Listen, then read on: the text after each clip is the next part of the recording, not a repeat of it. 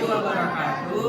Kami dari kelompok 4, kami akan memaparkan hasil diskusi kami tentang proses penciptaan alam semesta menurut Al-Quran dan ilmu pengetahuan.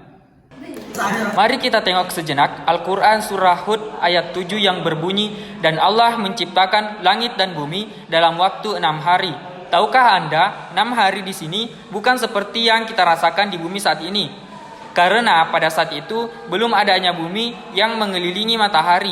Makna 6 hari di sini berarti 6 tahapan penciptaan alam semesta. Yang hal ini telah disebutkan oleh Allah dalam Al-Quran pada surah An-Nazi'at ayat 27 sampai ayat 33. Apakah kamu lebih sulit penciptanya ataukah langit?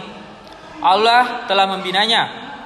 Dia meninggikan bangunannya lalu menyempurnakannya pada ayat ke-28. Dan dia menjadikan malamnya gelap gulita dan menjadikan siangnya terang benderang pada ayat 29.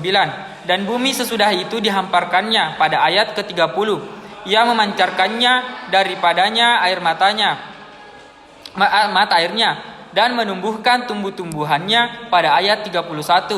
Dan gunung-gunung dipancangkannya dengan teguh pada ayat 31. Semua itu untuk kesenanganmu dan untuk binatang-binatang ternakmu.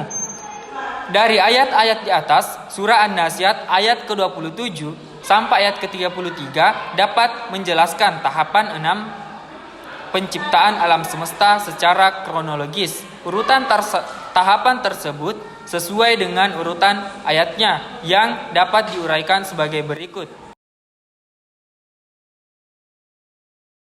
Tahap pertama, ayat 27, pencipta langit pertama kali. Jika kita kembali ke masa lalu, maka kita akan melihat alam semesta masih berupa titik yang satu, yang padat dan sangat panas, lalu kemudian meledak dan menyebarkan materi kemana-mana. Tahap kedua, ayat 28, pengembangan dan penyempurnaan. Di ayat 20 ini terdapat kalimat meninggikan bangunan dan menyempurnakan. Kata meninggikan bangunan dianalogikan dalam semesta yang mengembang sehingga benda-benda langit saling menjauh dan langit sendiri makin meninggi.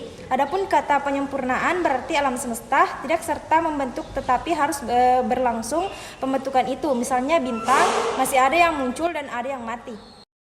Tahap ketiga ayat 29, penciptaan tata surya. Pada ayat 29 ini, Allah menjadikan malam yang gelap gulita dan siang yang terang benderang. Itu berarti pada saat itu material-material yang tadinya terpecah berkumpul dan menjadi padat. Lalu jadilah matahari dan juga planet-planet yang juga termasuk bumi yang mengitari matahari sehingga terciptalah siang dan malam.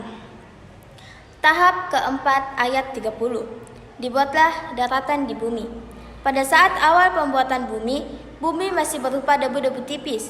Kemudian berkumpullah debu-debu itu sehingga jadilah bumi. Tanah dibuat menjadi dataran rendah dan juga dataran tinggi, dan juga hamparan luas yang tak terhingga. Tahap kelima, ayat 31, munculnya air di bumi. Dari mana datangnya air? Air diperkirakan berasal dari komet-komet yang menabrak bumi pada saat atmosfer bumi masih tipis. Unsur hidrogen yang di bawah komet bereaksi dengan unsur-unsur bumi dan membentuk uap-uap air, lalu turun sebagai hujan dan kemudian memenuhi dataran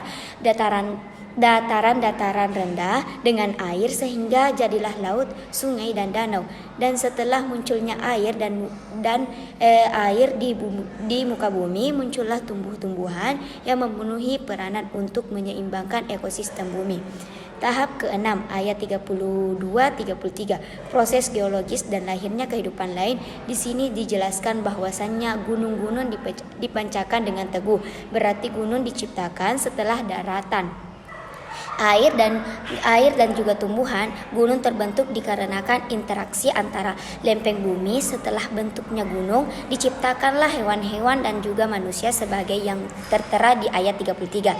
Al-Quran merupakan gudang ilmu pengetahuan. Di dalamnya banyak sekali ilmu-ilmu dasar dan juga ilmu terapan yang banyak berguna untuk kehidupan manusia. Oleh karena itu, Al-Quran menjadi petunjuk yang menerangkan kegelapan ilmu di dunia yang sudah rusak ini. Asal mula alam semesta. Teori Big Bang adalah teori ilmiah yang menjelaskan asal mula alam semesta. Penjelasan singkat tentang bagaimana teori ini ditemukan dan bagaimana ia menjelaskan awal mula alam semesta. Penjelasannya yaitu teori Big Bang adalah konsep ilmiah yang mendukung bahwa alam semesta berasal dari ledakan besar yang terjadi sekitar 13,8 miliar tahun yang lalu. Ini adalah teori yang diterima secara luas dalam ilmu pengetahuan dan memiliki bukti yang kuat seperti radiasi latar belakang kosmik. Struktur alam semesta. Alam semesta terdiri dari berbagai elemen seperti bintang, planet, galaksi, dan nebula. Penjelasan tentang bagian-bagian utama dan struktur hierarkis alam semesta. Penjelasannya, alam semesta adalah ruang tak terbatas yang berisi berbagai elemen, mulai dari bintang dan planet di tata surya, kita hingga galaksi-galaksi yang tersebar di seluruh kosmos. Struktur alam semesta mencakup tingkat hierarkis yang kompleks yang melibatkan pembentukan dan evolusi bintang serta pembentukan galaksi yang mengandung bintang-bintang dan planet-planet. Proses alam semesta. Berbagai proses fisika seperti gravitasi, nukleosintesis, dan evolusi bintang memakai peran penting dalam membentuk dan mengatur alam semesta. Penjelasan singkat tentang beberapa proses ini dan bagaimana mereka berinteraksi. Penjelasan. Alam semesta mengikuti hukum-hukum fisika yang mengatur pergerakan benda langit, pembentukan bintang, dan perubahan yang terjadi di kosmos. Gravitasi adalah salah satu kekuatan paling dominan yang memengaruhi struktur alam semesta. Sementara nukleosintesis adalah proses pembentukan unsur-unsur kimia yang mendasarinya. Baik, mungkin itu saja yang dapat kami sampaikan. Lebih dan kurangnya mohon dimaafkan. Wallahul muwaffiq ila aqwamit thoriq. Assalamualaikum warahmatullahi wabarakatuh. Waalaikumsalam.